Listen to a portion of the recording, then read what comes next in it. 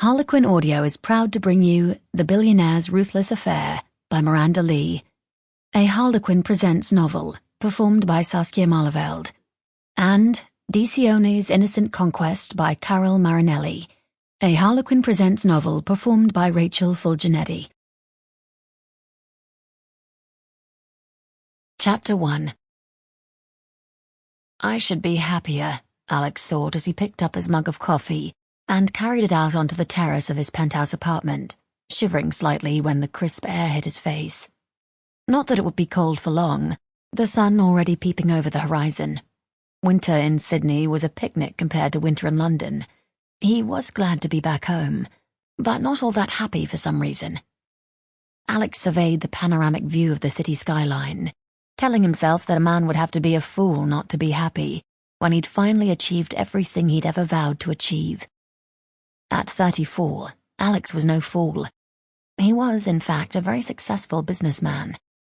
A Rhodes Scholar, Alex had first become an entrepreneur back in England over a decade earlier, going into partnership with his two best friends from Oxford in a dilapidated old wine bar, which probably should have been demolished, but which they'd turned into a going concern.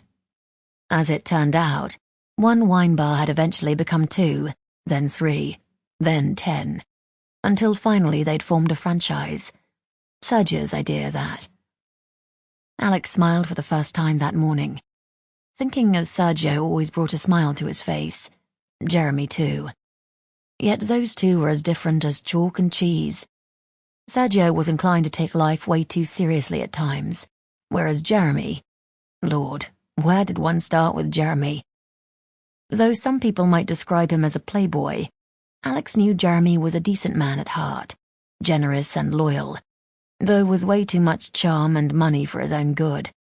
And he'd have even more money now, the recent sale of their wine bar franchise having made them all billionaires. Alex's smile faded somewhat as he realized that the sale of their franchise had now severed the main connection between the three men. Whilst he didn't doubt they would always remain friends, it would not be the same as when they'd gathered together in London on a regular basis. Sergio had now returned to Milan to take up the reins of his family's ailing manufacturing business, whilst he himself would have no reason to return to England. Still, that was life, Alex supposed. Nothing stayed the same. Time and tide waited for no man, he knew. A quick glance at his watch showing that it was almost 8. He was going to be late for work, which was a rarity. Harry would be wondering where he was. Alex hoped she wasn't upset over the way he'd spoken to her yesterday. Not that she'd seemed offended. Though relatively young, she was without doubt the best, most sensible PA he'd ever had. Gulping down the rest of his coffee, he hurried back inside, stashed his mug in the dishwasher, snatched up his phone and keys, then headed for the lift. Just as the lift doors opened, his phone rang. A wry smile lit up Alex's face when he saw that it was Jeremy. Speak of the devil. Jeremy, mate, I was just thinking about you. Alex strode into the lift and pressed the button for the basement car park.